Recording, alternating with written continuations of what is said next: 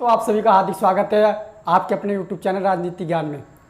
मैं सोचा सबसे पहले आप सभी का बहुत बहुत शुक्रिया अदा करना चाहता हूं। आपने जिस तरह की प्रतिक्रिया मेरी पिछली 2 वीडियो में दी है उसके लिए आप सभी का बहुत बहुत धन्यवाद। आप इसी तरह अपना सपोर्ट बनाए रखें, अपना प्यार और प्रतिक्रिया हमें देते रहिए। दोस्तों, मैंने आपको अपनी पिछली वीडियो में बताया था कि भारत का संविधान का निर्माण किस तरह और किस परिस्थितियों में हुआ था। तो दोस्तों, आज हम अपनी इस वीडियो में इसी विषय को आगे बढ़ाएंगे और जानेंगे कि भारतीय संविधान की क्या विशेषताएं हैं और इससे संबंधित जो आलोचनात्मक अध्ययन है उसका विश्लेषण करेंगे। और दोस्तों, अगर आपने इस वीडियो को नहीं देखा तो प्लीज़ इस वीडियो को देखिए, जिसका लिंक हमने डिस्क्रिप्शन में दे रखा है, जिससे कि आपको आज का विषय समझने में सहायता प्रदान हो। तो दोस्तों चलिए शुरू करते हैं आज का अपना विषय। दोस्तों, देश को आज़ाद हुए लगभग 70 साल हो गए हैं। तो दोस्तों, इन 70 सालों में भारतीय संविधान ने विश्व भर में प्रशंसा अर्जित की है और साथ ही साथ आलोचनाओं का भी सामना किया गया है। तो हम आज की इस वीडियो में इसी पर चर्चा करेंगे और बताएंगे कि किस तरह भारत के संविधान ने विश्व में अपनी प्रशंसा अर्जित की है और आलोचना का सामना किया है। तो दोस्तों, आप जैसा कि देख सकते हैं स्क्रीन में कि यहाँ पर कुछ पॉइंट जो हैं वो यहाँ पर दिखाए गए हैं, जो आपको बताएंगे कि भारतीय संविधान की विशेषता और आलोचना। तो दोस्तों, हमारा जो पहला पॉइंट है वह यह है कि भारत का संविधान लंबा और लिखित संविधान है। तो दूसरा पॉइंट यह है कि कठोर एवं लचीले का समन्वय। तीसरा पॉइंट उदारी का संविधान। चौथा पॉइंट इसका संसदीय स्वरूप। और दोस्तों, इसका अंतिम जो पॉइंट रहेगा वह यह है कि भारतीय संविधान प्रागतिकशील संविधान।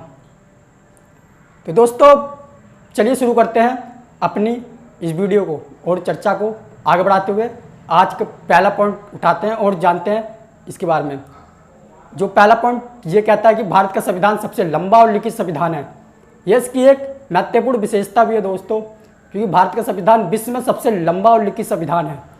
दोस्तों, भारत का संविधान लिखित और लंबा संविधान है और इसके जो लंबे होने का जो कारण ये है, वह जो भारत देश है वो विविधताओं से भरा देश है।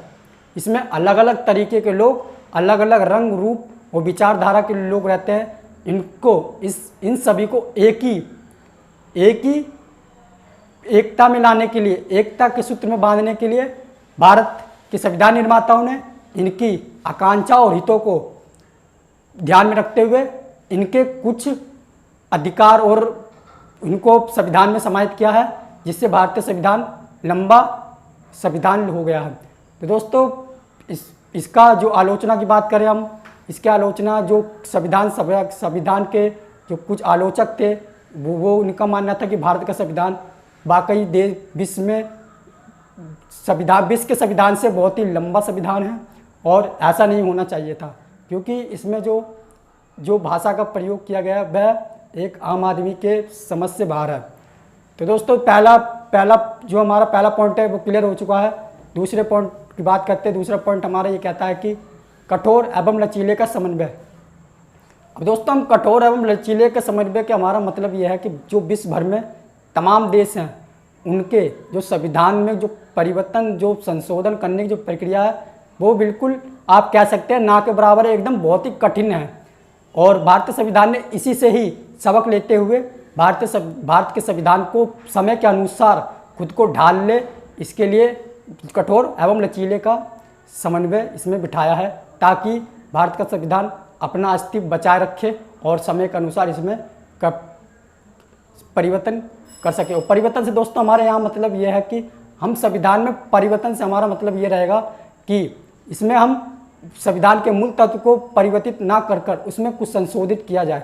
अगर मैं यहाँ पे आपको कठिन संविधान के बारे में बताएं तो कठिन संविधान दोस्तों उसे कहते हैं जिसमें हमें संविधान में अगर हमें कोई संशोधन करना होता है या कोई कुछ जोड़ना होता है तो उसके लिए हमें एक विशेष प्रक्रिया जो संविधान द्वारा दी गई है उसे अपनाया जाता है। और अगर लचीले संविधान की बात करें तो इसके लिए केवल संसद में जो आम कानून पारित होते हैं उसकी तरह ही भारत के संविधान को भी पारित किया जा सकता है, एक लचीले होने की वजह से। तो दोस्तों दूसरा हमारा जो पॉइंट है वो भी क्लियर हो चुका है। तीसरे पॉइंट की तरफ बढ़ते हैं और तीसरा पॉइंट हमारा कहता है इसका संसदीय स्वरूप। तो दोस्तों जो विश्व के तमाम देश हैं उनमें ज़्यादातर दो प्रणाली अपनाई गई है, या तो अध्यक्षात्मक प्रणाली या संसदीय प्रणाली। तो भारत के संविधान निर्माताओं के सामने इसी दोनों प्रणाली को लेकर ही, इसी दोनों सिद्धांत को लेकर ही उनके मन में बहुत ही संकोच थे और उनको ये समझ में नहीं आ रहा था कि उन्हें कौन सी प्रणाली अपनाई जाए। तो उन्होंने ब्रिटेन के संविधान से जो संसदीय स्वरूप का है उसको अपनाया।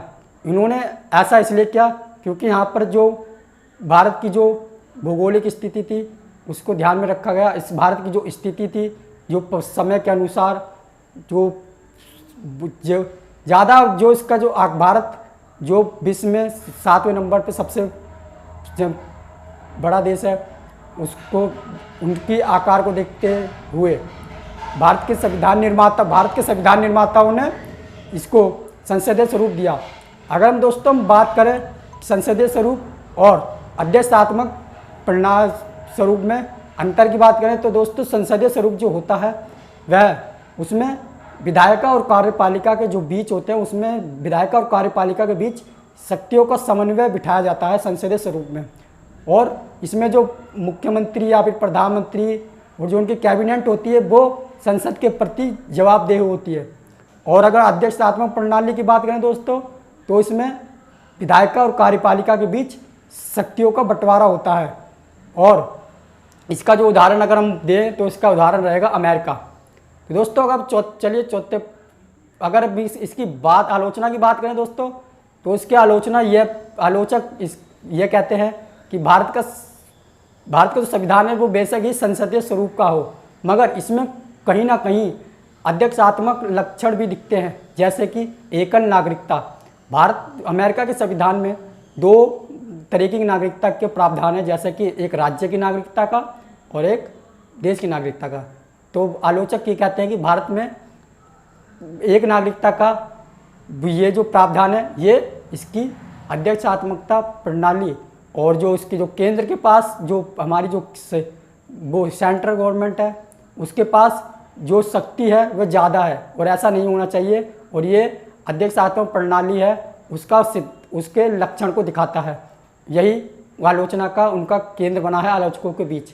दोस्तों चौथे पॉइंट की तरफ चलते हैं। हमारा चौथा पॉइंट जो ये कहता है कि भारतीय संविधान उधारी के संविधान है। क्या भारत के संविधान उधारी के संविधान है, इसके बारे में जानते हैं इस चौथे पॉइंट में। तो भारत के संविधान निर्माता थे, वो संविधान निर्माण जब कर रहे थे तो उनके समक्ष उन्होंने कहा था, उनका मानना था कि भारत का जो संविधान का निर्माण जो होना चाहिए वह विभिन्न देशों के संविधान का अध्ययन करके और उससे कुछ सबक सीखकर और उसमें जो अच्छे उपबंध हों उससे प्रेरणा लेकर उसमें भारतीय संविधान में समाहित करें और उसको भारतीय संविधान में अंतिम रूप दें। और इसीलिए यह आलोचकों के बीच एक आलोचना का केंद्र रहा है कि भारत का संविधान उधारी का संविधान है। उनका मानना था कि भारत का संविधान उधारी का संविधान है और भारत का संविधान को भारतीय संविधान निर्माताओं द्वारा अपने खुद के विचार द्वारा बनाया जाना चाहिए था। वह इसे उधारी के संविधान के नाम से संबोधित करते हैं। और चलिए दोस्तों हमारे पांचवें पॉइंट की तरफ चलते हैं। हमारा पांचवा पॉइंट कहता है कि क्या भारत का संविधान प्रगतिशील संविधान है। जो भारत का संविधान प्रगतिशील संविधान है, यहाँ पर संविधान निर्माताओं की सूझबूझ काम आती है। क्यों दोस्तों भारत के संविधान को लागू हुए लगभग 70 साल हो चुके हैं और इन 70 साल में विश्व में तमाम देशों के संविधान में काफ़ी उथल पुथल हुई है। वह एक हद तक असफल भी हुए हैं, जैसे कि नेपाल का संविधान। अब नेपाल के संविधान में देख सकते हैं कि वहाँ पर किस तरह के राजनीतिक घटनाक्रम ने वहाँ के संविधान को अपना काम करने से रोका और वो असफल भी हुआ और काफ़ी संघर्ष के बाद अब जाके उनका संविधान अच्छी तरीके से कार्य कर रहा है। और इसी से सबक सीखते हुए ऐसी घटना ना घटे, ऐसी घटना भारत में ना घटे, इसलिए भारत के संविधान संविधान निर्माताओं ने भारत के संविधान में समय के अनुसार भारत संविधान खुद को ढाल सके, इसलिए उसको कुछ ऐसे प्रावधानों के साथ बनाया है जिससे कि उसमें आसानी से कुछ परिवर्तन करे जा सके और कुछ ना भी करे जा सके, और ये अपने आप को समय के अनुसार ढाल सके। इसलिए यह प्रगतिशील संविधान बन जाता है, और ये एक इसकी बहुत महत्वपूर्ण विशेषता भी है, और इसको एग्ज़ाम में भी अक्सर पूछ लिया जाता है कि भारत का संविधान प्रगतिशील संविधान क्यों है। तो दोस्तों, मैंने आपको ऊपर बता दिया है, आप इस वीडियो को ध्यान से देखिएगा, इसको समझने की कोशिश कीजिएगा, और आपकी जो प्रतिक्रिया है प्लीज़ उसे हमारे कमेंट बॉक्स में डालिए, सब्सक्राइब करिए, आइकन बटन दबाइए, और आपको जो भी डाउट हो राजनीति से संबंधित उसे कमेंट बॉक्स में करिएगा, और उसको हम अपने प्रयासों द्वारा सुझाव हल करने की कोशिश करेंगे, और आपके कमेंट और आपकी प्रतिक्रिया ही हमें बस सिखाएंगी, हमें बताएंगी, हमारी वीडियो में सुधार करेंगी। तो दोस्तों, अपना सपोर्ट बनाए रखिएगा। धन्यवाद।